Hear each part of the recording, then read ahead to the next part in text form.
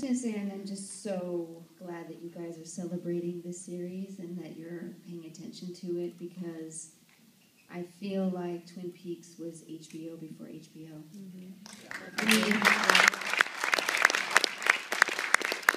I would assume you're watching this and just going, oh my God, like how are they doing it on television? And imagine that, 23 years ago?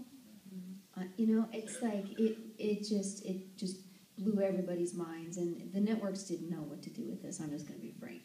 The network just was like, let's just get rid of this quickly. We don't know what this is. And it was literally, the viewers that embraced it and just were so hungry for this creative, intelligent, amazing world, and it was really because of that Twin Peaks became. It was like an underground cult, and it sort of still is, and I think it's really, really beautiful that you're all embracing it and studying it, because it's really special and really amazing to be a part of it. And there's no cell phones in the whole thing. It's so weird to me when I watch this. Like, no one has a cell phone. And you can smoke in the double R. Just to tell you where Hollywood was at, or television, when the Emmys came up that year, and Twin Peaks was nominated for a whole bunch of. One of them that I thought for sure would be a shoo-in was the music. I mean, Angelo Badalamenti's music. There was nothing like it.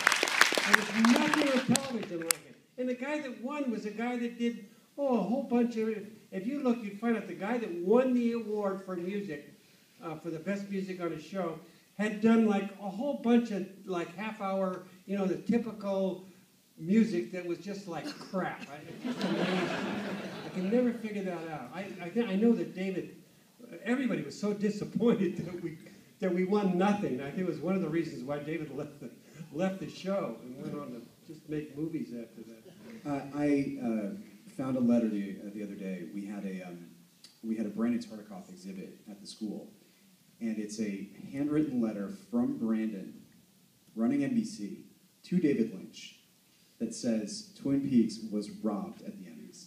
And can you imagine the head of a network writing to someone else's show to tell them how incredible their show Someone else's network, too, because it wasn't even an NBC show. Yeah. Do you remember what best drama that year?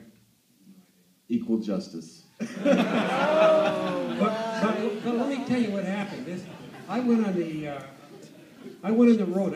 Did a whole tour with Twin Peaks, and we went back to Washington and New York and Chicago, and I talked to a lot of people about it, because one of the reasons was, when I heard it was going to be canceled, and I talked to a lot of people, and I'd say, and almost everybody, what they would come up and say would be either be college kids, and they'd say, oh my God, we watch it, we have a whole room full of kids. There's like maybe, anywhere up to 100 kids watching it, and not one of them have that machine in their house. What is it? The Nielsen. The Nielsen ratings, not one of them.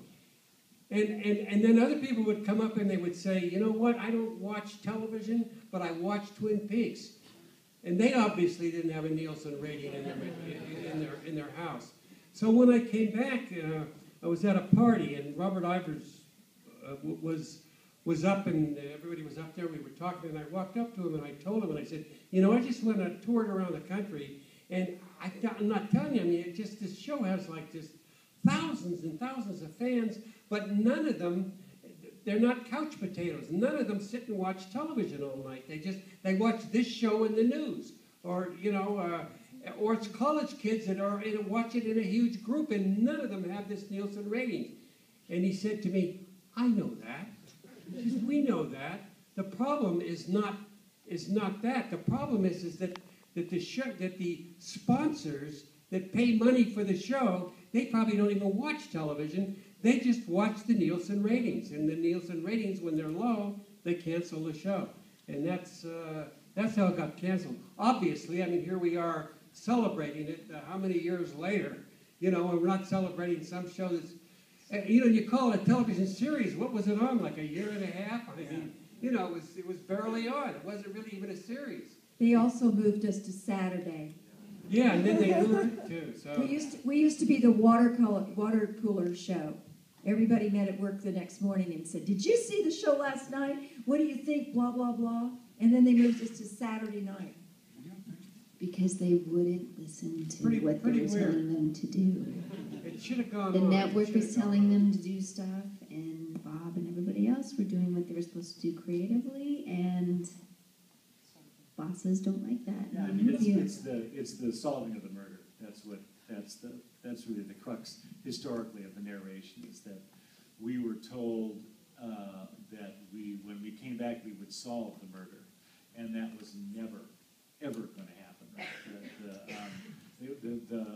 Once we had to solve the murder, a lot of the scenes, the dialogue, a lot of the character development is all about guilt about Laura, right? All the scripts are full of that, right? They feel bad, or they feel good, or they want to make money, but it's all about her death. The minute we said who did it, that just took the bottom out of that thing, right? And that was Bob Iger, and he has since said that was a mistake. But I think that it's too late now. Thanks a lot. I think that also, after we did the pilot in the first 7, the marketing people at ABC got a hold of it, and they did a really long marketing campaign before the show even came on the air, months and months beforehand, where they would do these little blurbs that were like, "Want a donut?" or "Have some good coffee?" or "Who killed Laura?" And it became like this thing: who killed Laura Palmer? Who killed Laura Palmer? And I gotta tell you, when we were working on the show, I never really even was concerned with who killed her. It was never even the issue. It was like just about the town and what went on in there, and just kind of, it was never like a whodunit to me.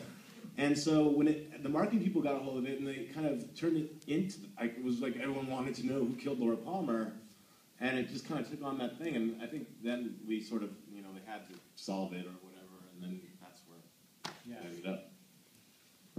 So we should start having you guys line up if you have any questions.